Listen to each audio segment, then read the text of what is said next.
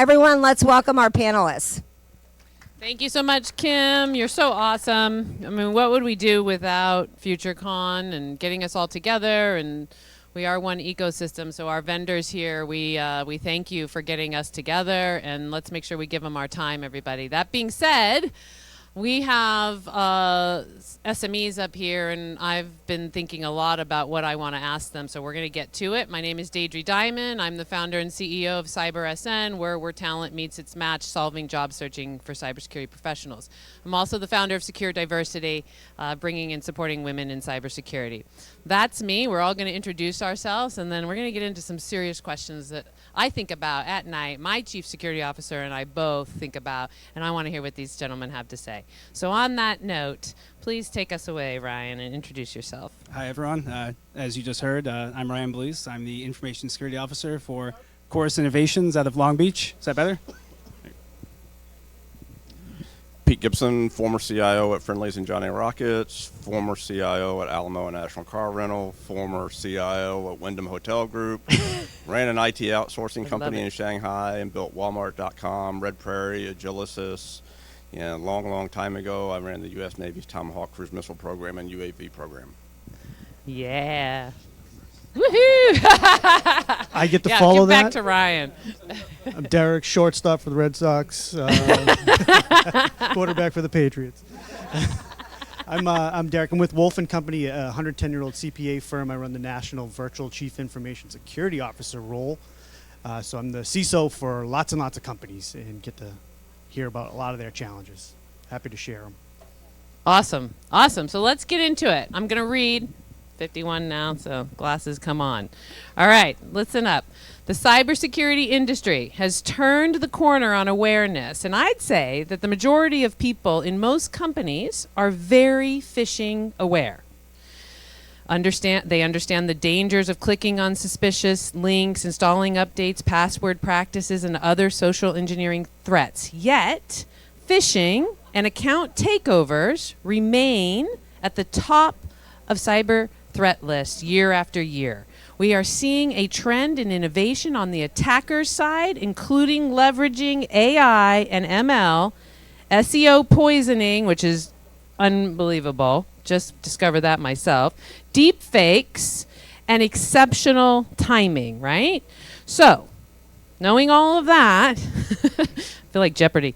What impact has attacker innovation had on your practices?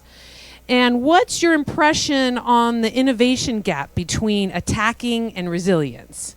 You know what I mean? Jelly beans? All right, Ryan, I saw you move the mic first. Do it.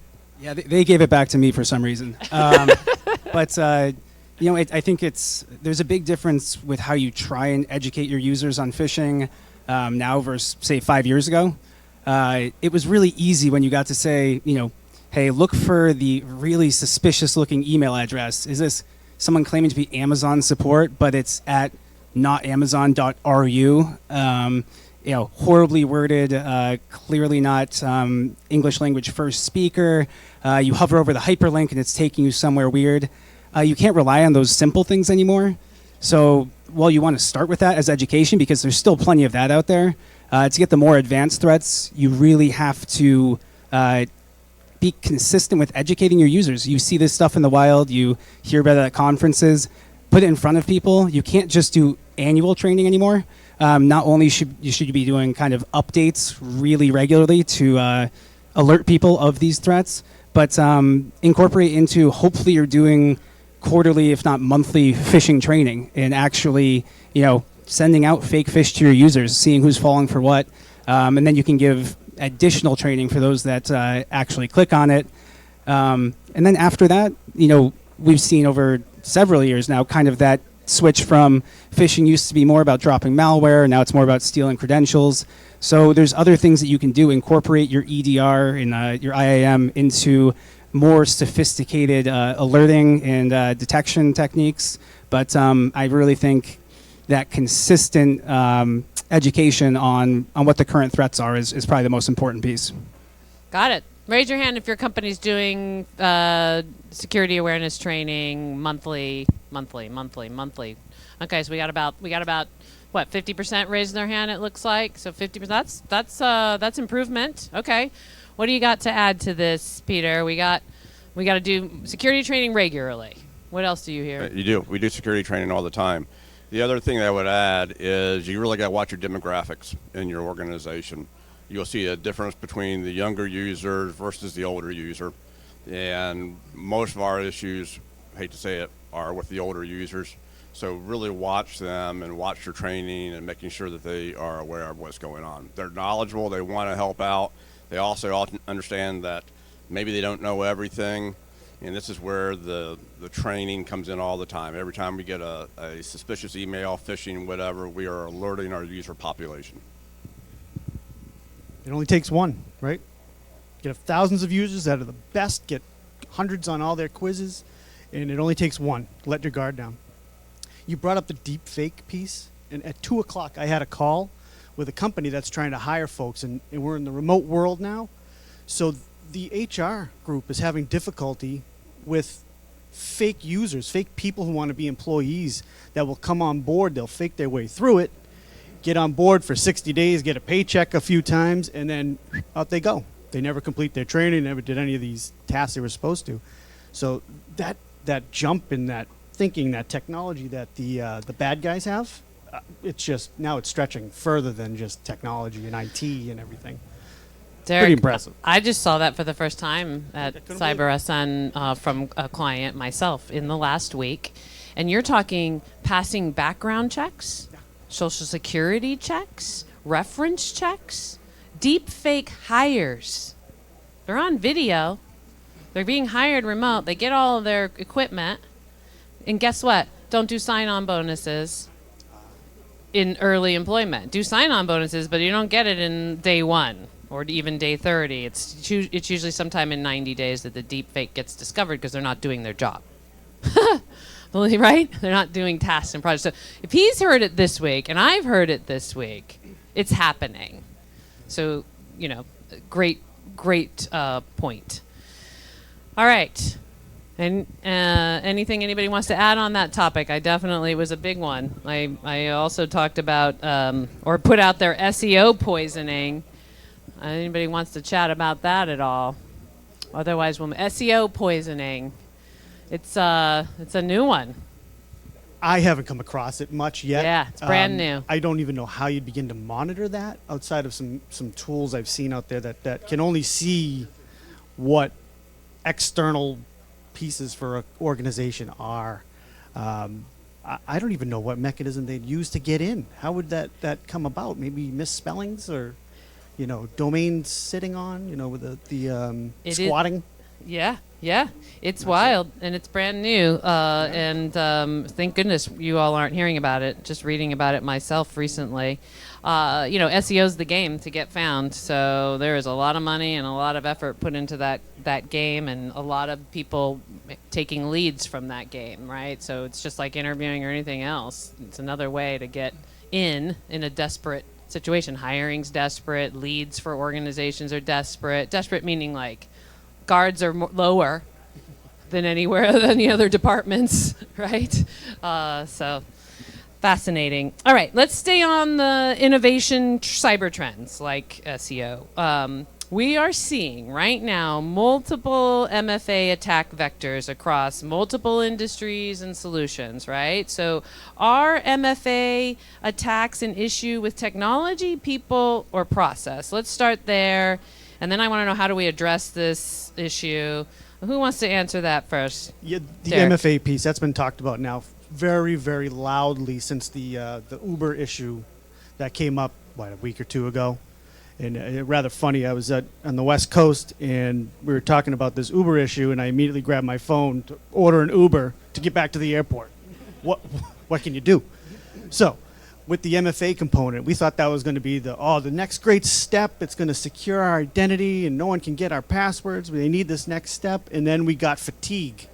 It built up that, okay, now I'm getting a push, and I just put the number in, and I go this way. And then you have to take a different route where you get the code on an authenticator, and you have to go that way. So it's been abused, right? It's been abused hard. So now we're starting to see that drift to other mechanisms that MFA can be delivered through. So I don't know what new technology there could be from that, but we're going to have to get on to our users again to say, hey, listen, if you start to see this, you're getting a SMISH or a MFA VISH, so you have to be aware. It's just another training component that security officers are going to have to, keep up with everybody. So you think we do have a false sense of identity, security, or awareness? Excuse me. I don't know if it's a false sense of security. I think that there's just additional things you have to do. We kind of just touched on the evolution of MFA. I think year over year, we've seen that like SMS as multi-factor is really pretty easy to beat, especially if it's a motivated, sophisticated group. So you're getting closer to hardware keys. Your UB keys are hard to manage, provide. People lose them. I think most general end users hate them, but you're moving into that space. And at this point, you should probably disable SMS and require something like, a Google Authenticator, an Okta Verify. But I think, like Derek mentioned, it's a training thing. What was that attack we've seen multiple times now where the attackers just, they just repeatedly send MFA requests just to bother the person until that person's so pissed off, they finally just say, okay. And then they're in. So letting people know that that's something, it's not a glitch. It's not just, misbehaving. This is an attack. And when you see this, you need to contact, your security department. It's so true, right? The times when we're annoyed, when we're rushed, it's like that our attackers are thinking about how we think, feel, and perceive. If we're trying to defend, we need to be thinking about how people think, feel, and perceive. It's wild. It's true. Like when we're annoyed, right? That's what happens. Peter, what do you got? What do you think? MFA issues. Well, these two got it right. But I would also say on top of it that you're in a hot field right now, and you are in a very demanding field. You are in a technology race, and you got to recognize you're in a technology race, and you got to understand that the race is unfair. There's one person trying to find one vulnerability to get in. Either they're going to be smashing you on authentication or whatever it's going to be, and then your network team, your operations team, your security team, they're trying to take a large, complex infrastructure and lock it down, and the culprits are trying to find one little vulnerability to get into, and they'll spend all day to get into it. So it's really much an unfair game. So you've always got to be looking at, as he just said here, multi-factor authentication was going to be the savior. There's vulnerabilities in it. There's always going to be vulnerabilities, and you've got to keep on educating and trying to get ahead of the culprits that are trying to get into your infrastructure. Annoying. Super annoying. That's all as a CEO. Like, super annoying. Never mind as an individual. All right. Let's talk about zero trust. Yeah? I think this is another hot topic. We're at FutureCon. Let's keep future/reality of today on our forefront. All right. Zero trust, awareness, identity, authentication. We're discussing trust. Trust and verify, never trust and always verify, authorize, verify, and trust, right? We're circling around zero trust principles and architecture. So, how does zero trust architectures change the cyber threat landscape and our process today? Who wants to start?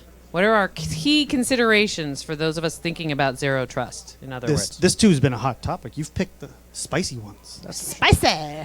Otherwise, it gets really boring. I've been. How do we talk to our board? Just kidding. Sorry. With the zero trust, field, I guess you want to call it, I've been seeing it identify a lot of vulnerabilities that we know are there and key things you should be looking at from a security element perspective. That's the end-of-life systems that are out of support, because they're not going to play well with your whole investment into zero trust. So now you have to go backpedal. You want to put this fancy zero trust architecture in, but your systems that you have may be too old to integrate into that. Then what? You only have 7 out of your 50 that can be in our zero trust world. Well, what do we do about the 40 that are left? How do you go about doing that? You start to build up this whole strategy now to recover yourself from sunsetting applications and end-of-life systems. So it's a big challenge. I think this one's going to be a long run till everything can be part of that. Think about back when virtualization was really ticking up, and the question came up is how much virtualization do you have? You'd say 80% or 70%, and then getting to 100 was the goal. Might be the same kind of play with zero trust. Might be the same path. Yeah, I am. I find myself often saying, like, starting a company now versus being a company that's been around a long time, or even 10 years in security. It's a totally different game of how you can actually perform. Right? You just kind of took my answer. I was going to say, just work for a company that was founded within the last year and is cloud native with no on-prem and entirely SaaS-based. It makes everything a whole lot easier. Don't work for a large hospital system that has antiquated IT structure. But to that end, if you do, I think obviously the tools are important, and we've talked a lot about the tech, but having that governance model, being able to audit, review, making sure things are working as you intended, just as important. Yeah, I mean, there's just no way that the majority of us aren't working in places that have antiquated systems, not because there's anything wrong with our organizations, but because that's what innovation does. And so there's some stuff there. Anything to, like nuggets, Peter, that you want to give? No? All right. All right, zero trust means you got a lot of work to do, is I think what we just said. And if you're brand new in business, it's super easy. I think those are the takeaways, no? That's not spicy? Okay. All right. All right, this one is near and dear to my heart. I think about it a lot. Everything we've discussed so far, it has touched on multiple solutions or vendors, right? We're talking about products, solutions, really highlighting the dependency the industry has on supply chain. What about supply chain risk? Share your supply chain risk trends and processes. What has changed over the last year? Any recommendations to managing supply chain risk? Peter, you're going first. You're going first. Thank you. In any sense, we've all seen our supply chain disrupted. Is there any nuggets of wisdom? Are you talking from a cybersecurity supply chain, or are you talking from product supply chain? So I'll take either, because depending on one's role, one's overseeing both. You know what I mean? You do both, so give us both. Okay. There you go. How do you like that? So from a product supply chain point of view, it's huge. Supply chain integrity is really becoming a major issue for us all the way through. From a little bit louder, people are saying. Supply chain issues, the reliability of supply chain is huge all the way through. I mean, especially from the food world, making sure that it's correct, that it's on time, it's timely, and it's correct is huge. And then also the other thing we face a lot is we have fraud also a lot in the supply chain side of it. From the cybersecurity side, I'm seeing, a lot of neat products are coming to the market on cybersecurity right now, but I see cybersecurity products coming to the market to where a lot of the other technology products were 10 to 15 years ago. They're all very siloed, they're not integrated, and the vein of any CIO right now is not to buy siloed products, because as you heard it today, and I heard in the session, the poor tech working on 15 different applications trying to figure out what's going on is a untenable job. So in our HR systems right now, we like to have one provider that can do anything from applicant tracking all the way on through supply chain, one provider to take it all the way through. Unfortunately, our technology for cybersecurity, we've got to get to platforms that a lot of people can add on to, so we have a comprehensive understanding of what's going on, and that might take us a couple of years to get there. That's really interesting. I think we've got two things always going on in products, right? Better, faster, cheaper, and then innovation. And to hear you say, I see better, faster, cheaper, but I'm not sure better is really there because it's not integration. That means we're moving too fast. You are moving fast. Yeah. The other thing that I bring up, and I bring up to my team all the time, is I see a lot of organizations trying to buy a tool and get their way out, get out of a situation. And there are three things in technology that you really got to have. You got to have the technology, i.e. the tool. You've got to have bright, talented people that know how to operate the tool. And then you got to have processes and procedures. If one of those you don't have, the whole thing breaks down. So I've seen people make great security technology purchases, don't have the right people, don't have the right processes, it fails miserably. They get 20% value for their spend out of it. And I'll go back to the old days of, antivirus and things like that. And if you haven't been breached, you will be at some point, and that's a different story. But anyway, and so back at Wyndham, we got breached, and I had the antivirus guy come to me, and I was asking him the tougher type questions. And he says, "Everybody's registered." He said, "Oh, yes, sir. Everyone's registered. 90 of the 100 are registered." I said, "That's great. Good week. Good work." And he says, 5 are about 2 weeks late, and some others are whatever." And I go, "Okay, good enough. Go check the fixed asset list and tell me how many assets we have." "Oh, we got 120. Where do those other 20 go to?" And he looks at me, and I'm former Navy, so I can say this. He kind of gives me the Air Force salute. Okay? And so, and I say that not to belittle the guy. Our associates really try hard, but someone's got to think about the holes that are created. You got to think about the effectiveness. You got to know where the threat is, but you also got to know where the threat is not. And it's a very demanding game to go do that, but if not, the vulnerabilities and the risks are huge. Yeah. I'm Go just ahead. just to build on exactly what you said. Buying a tool or a product and then not actually taking advantage of it, all you're doing is introducing complexity and increasing your threat landscape, right?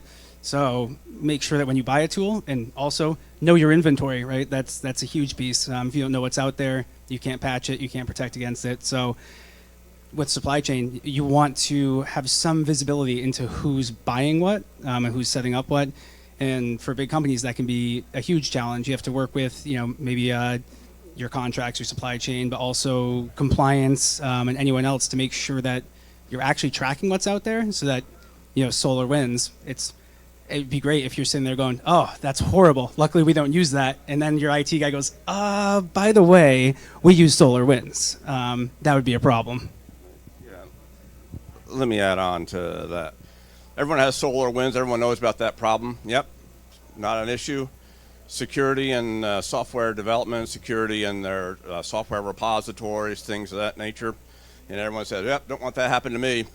But you got a security vendor coming to you, and he says, "My tool does X, Y, and Z." Yeah, it sure does. Is it secure? What about your software repository? Because I'm going to give you the keys to the kingdom.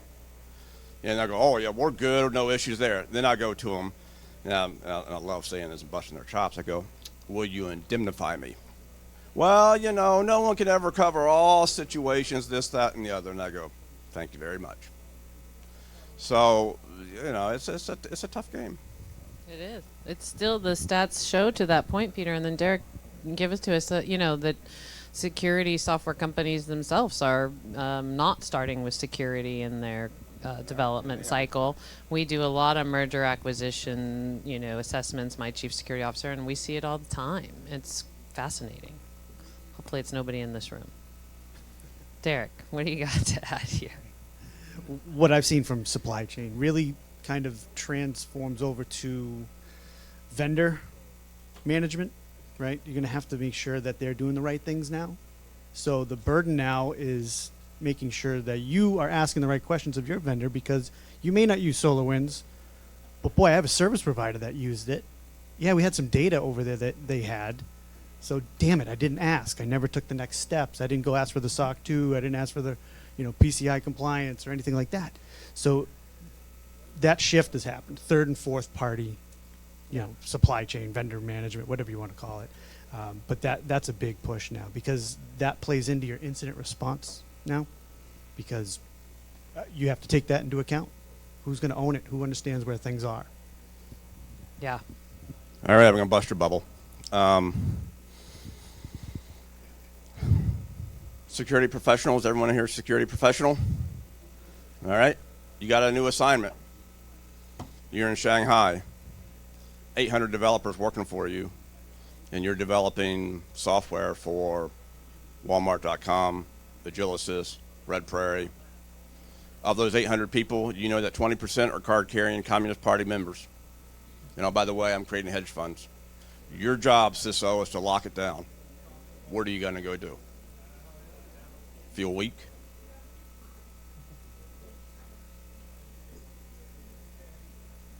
So we have a knowledge. So part of it is we have a knowledge game. What do you go do in those type of situations?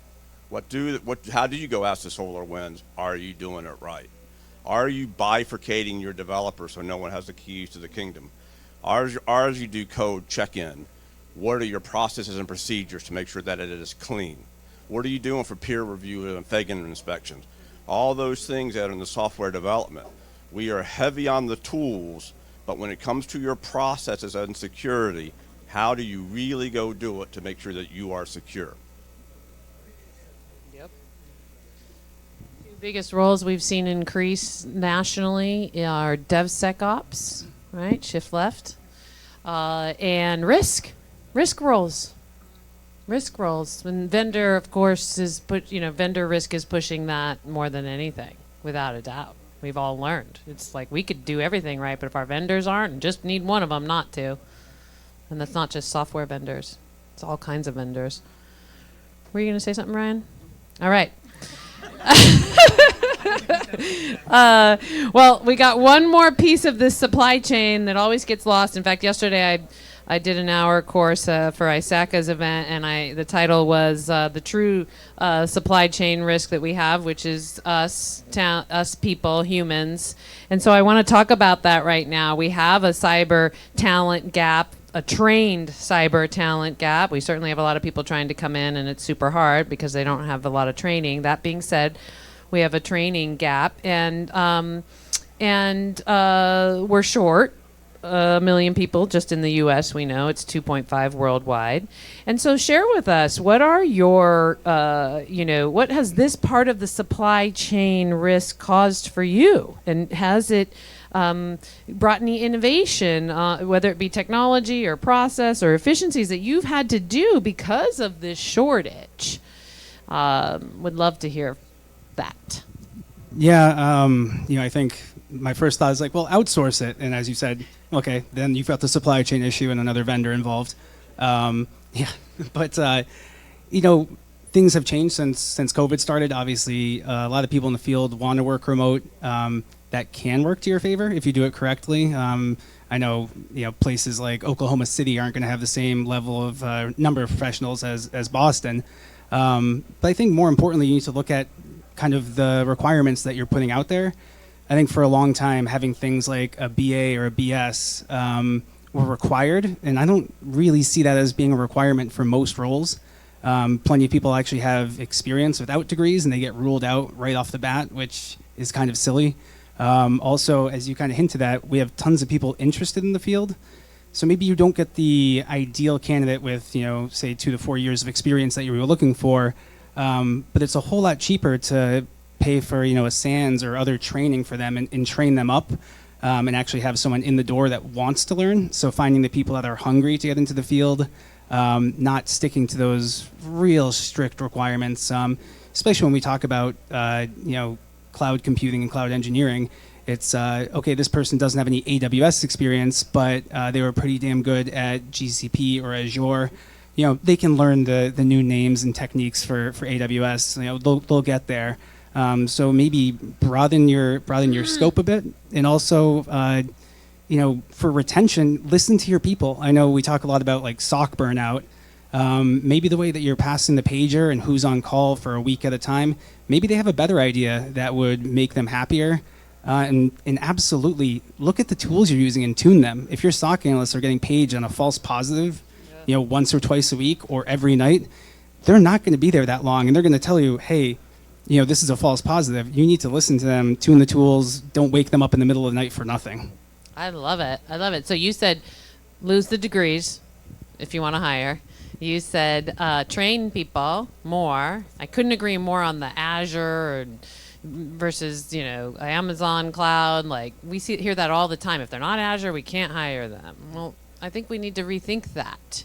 Whatever cloud. I get it. I'm not saying it's like so similar that it's easy, just saying that these people are bright and they'll figure it out if they want to very quickly. I love that. I love that. I love that. Derek, what do you got? Recently, at Wolf, we have a baseline we look for talent. Finding somebody who can speak at the CISO level, or management level and up, really is tough to find. My wins have happened by poaching from IT. But poaching from IT with people who understand the good procedures, good processes, that have that willingness to learn and tinker around and do new things. The other part, too, there was a person I was with on a panel in the past. He said, you have to have IT empathy. All your security demands and requirements can go, out your mouth and land nowhere if you don't understand the impact it has on those IT folks. Are they going to be up all night? Are they going to get 500 calls from their users all the time because you told them you had to enable X, Y, and Z? Working close with them, that's a big ability. So going over the fence into IT and pulling them in has been a nice change because they'll definitely understand the pain and challenges of making those big changes to your security posture or new tool you have.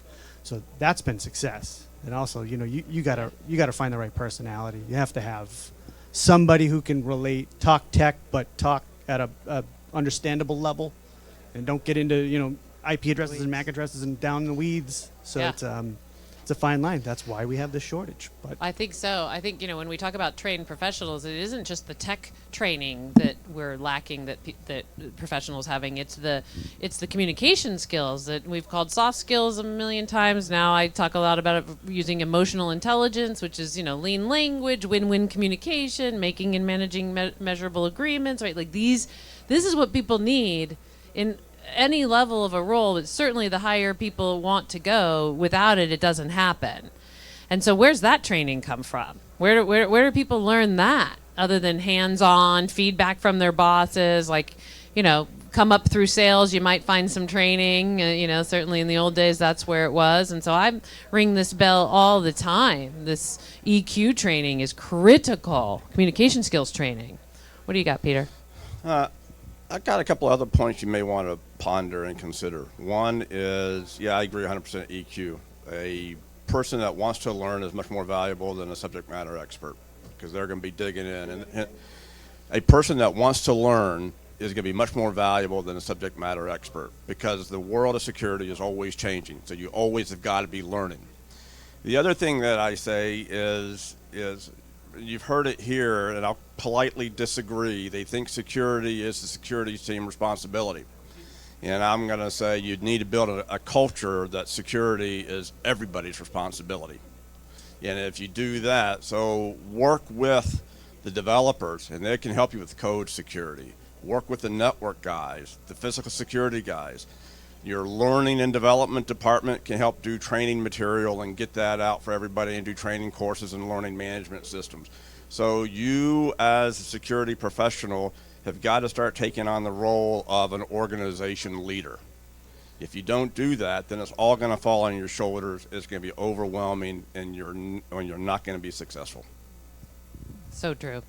I mean, the first thing anybody says when they want to hire is, "I want somebody with good communication skills." Like literally, it's been 30 years. What am I talking about? So it hasn't changed. I would suggest checking out Myers-Briggs. It's something you can do online, and you can learn a lot about yourself and others, and post that stuff up on your wall because, man, did it change the game for me in my 30s. And then situational leadership. It's game-changing stuff. It's been around since the manufacturing days, and it's really about managing people based on tasks and projects versus just how them overall. And it's really powerful. And then I've got some stuff on YouTube on the EQ side. So on that note, everybody, what we're saying is that we need to train, we need to develop people, we need to retain people because there's a shortage. So keep your people. And that is really the name of the game in training. And then looking at adjacent, groups. IT, one of them. I've heard a lot about finance, right? Coming into GRC. That's a great move that a lot of success I've seen. And then, of course, we've over the last 10 years, we've seen a lot of technologists move into sales. And isn't that fascinating? I know, Peter, you love that. So as I tell my chief security officer, we're all in sales. Don't even try to pretend like we're not anymore. Thank goodness, because it used to be like a badge of some people liked and some didn't. And so it's time for us to all recognize, we're one community. We work in a capitalistic society. This is a business, and yet we're social servants, no doubt, without a doubt. Protection. I'm majored in criminal justice. I mean, all of us really care about protecting. So if we're going to do it, it's about putting people first. It's about getting that we all want the same things from work and life. And so if you manage people, that's your job, is to care for others and keep them moving forward and trained. And, I'll say this, we have a serious retention problem in cybersecurity, worse than in most roles. Think about, if that's not a vulnerability, what is? If it takes a senior person a year, a chief security officer, to look for a job, on average, 1 year to move roles, and on average they're moving every 18 months, that means that 8 months into an 18-month gig before they left, they were searching. That's a vulnerability. That means I'm not focused, I'm not committed, and I don't blame those people. It's not their problem, it's not their fault. They're working at a place. Yesterday I asked the poll. It said, how many of you have taken a job and the job that you took was different than the job that you showed up and started at? 38%. Just that. Never mind interviews, right? So we've got this disruption of roles and responsibilities and blame and all this stuff these people are you're all dealing with. So think about that as you're out there building and protecting, right? And I would say, if you're looking for, people to come into GRC from other fields, look for young attorneys who are miserable practicing law. There are no shortage of them. I used to be an attorney. That's interesting. Yeah, they've become paper pushers, right? That's sad. Litigious. All right, we're going to end with some fun here. We know we've got a panel of a lot of humor and great personalities, so I'm going to ask each of you to find that and and have some fun. And let's say this, okay? Is there a particular cyber threat or technology or pending regulation or something that could be proposed that could have significant impact on future cyber threats and processes? Anything you guys want to share that you're thinking about that could really affect us all or might affect us all? You're gonna secure the metaverse for us? I guess I don't want to go back to the labor shortage, but that's obviously a huge problem. I think cloud computing generally, depending on your company and your visibility into what everyone's doing, it might be pretty easy for them to open up their own AWS account and start putting data in there. So maintaining visibility into, even if it's an entirely managed, cloud account, we've got plenty of great vendors here who I'm sure can help out. But you need to get that set up. You need to test it. You need to audit it because it's definitely a different problem than it was on-prem. And then beyond that, just how you manage that access. We had a couple of years where every breach was just an unlocked S3 bucket open to the public. It was that easy. And there's still plenty of problems like that. I can't remember, what's the vendor's name? Vectra? Vectra. Yeah, Vectra, talking before about how ransomware hasn't really made it to the cloud yet. It will, and now we'll tie it into that labor shortage. Finding the people who have experience in cloud computing, being able to afford them and retain them. Obviously, we've got tons of Linux and other stuff up there. So it's a big shift for a lot of businesses that were running, say, like a Windows shop on-prem for years. I think we have a lot of ways to go, and we're just kind of maybe lucky to a certain degree right now. I think you really have to rely on managed services and things like that, but it won't last forever, and obviously more and more people are moving to the cloud every year. So the threat landscape there is only going to get bigger. Great advice. Love that. I got one. Got TikTok. Oh, mama. Yep. TikTok, and it's just proliferation across all these devices and what it can do, see, hear.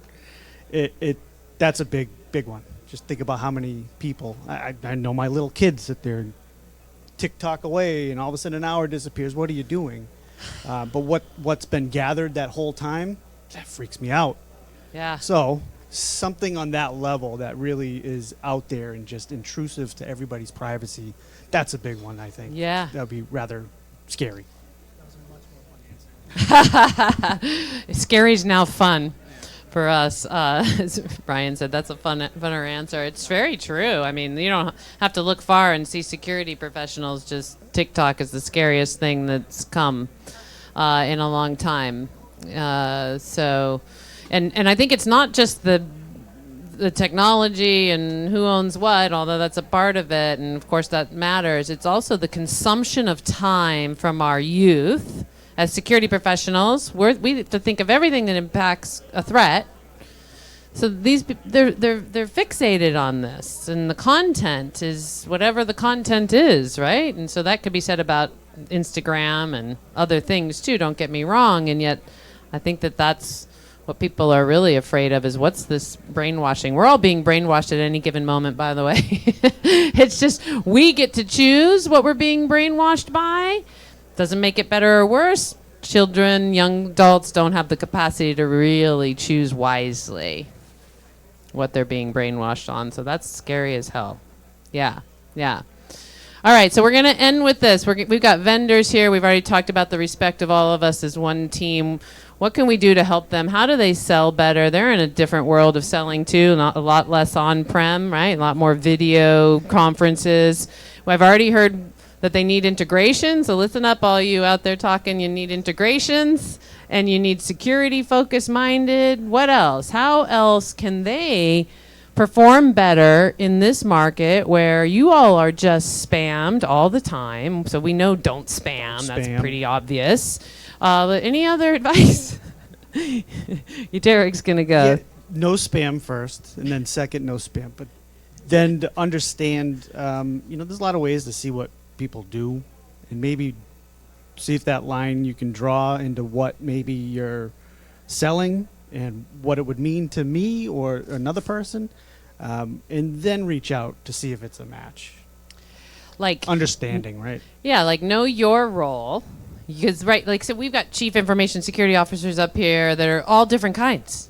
Cyber leaders of all different kinds. There's 10 categories of cybersecurity, 45 functional roles, and there are many types of buyers, right? So understand what their domain is. Does your product really fit into their domain? And if so, what do you got to say about what would help them? That's what I just heard. And I don't really know what spam is other than marketing automation. Is that what spam is these days? I mean, what's going on? How does it even still exist? Well, what? When we talk about spam from vendors, it's they send you one email every 2 days and you haven't responded. So take a hint might be a better way to say it. I know I've been in roles where I didn't even have purchasing power, and I'm just my Outlook is getting blown up by a bunch of vendors, and I'm like, even if I wanted this, I couldn't help you.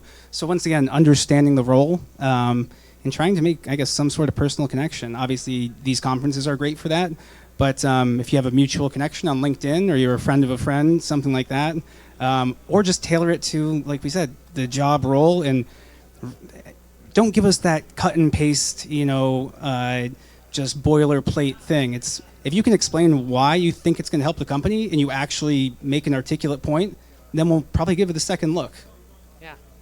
Yeah. Thoughtful reach outs, which means you can't cut and paste anything. I know. I do it a lot myself. Peter, what do you got? I'll echo the same thing, and I'll tell you a story. Have vendors come in and see me all the time, whatever. And so one of them came in to me one time and said, I got XYZ product. It does all these great things. I said, great. I'm all ears. It does this. It does that. I said, that's great. It was a network provider. And we got phone systems. We got a VoIP system. It does X, Y, and Z. It does follow me. It does this. It does that. I said, great. I'm all ears. And I reached over to him and I said, you see that over there? He goes, what? He says, that's an old Merlin phone system, 1990s. You know how much I pay for that? And he goes, no, how much? I say, maybe about $1,000 a year. You know how much long distance and local loops cost this day and age? About nothing. So you want to sell me a VoIP system at $30 a user per month that does all these great things, and I got a system over here that's fully depreciated, doesn't cost me anything. If you can, as he just said, and he's absolutely right, if you can help me with the value proposition and lock something down good as a good value at a good price point, I'm all ears. If not, I got all types of other vendors that want my time. So that means ask questions before you sell. Ask questions. What are you doing for telephones? It's so weird to even say, right? What? Right? Ask the questions before you start selling. That's what he's saying. And they'll come in, and I'll tell you, this is the way the presentation go. Cover sheet. Then it's who we are. Then here's our slide of pedigree accounts that we have and so forth. And I just kind of go, dink, dink, dink, dink. What's your value proposition? And it's within 5 minutes, I'm at that point. And it got so bad, my staff, when they do presentations to me, they bring me the deck, and then they don't give me the deck anymore. They just hand me a page at a time so they can control the narrative as I'm going through this thing. But but I'll get back to it, is you got to get to that value proposition. If not, you're just wasting my time. Right. And the value proposition could be different based on different CISO's functional roles. So which is why you got to ask the questions and do your research. And it sounds like what I'm hearing is that you all are willing to talk to those people. And considering we all read about 4 sentences before we check out on any new incoming, you got 4 sentences to make that pitch. All right? I say that's not a problem at all, considering I used to run ads in the Sunday Times back before the digital era, and it was $5,000 for about 16 lines. I think we can train ourselves to lean language. All right, this was super fun, super informative. Thank you so much, everybody, certainly our panelists and all of you for joining us. Super informative. Thank you, FutureCon and vendors for having us. And I'm sure there's a lot of fun activities going on. I see blinky lights out there.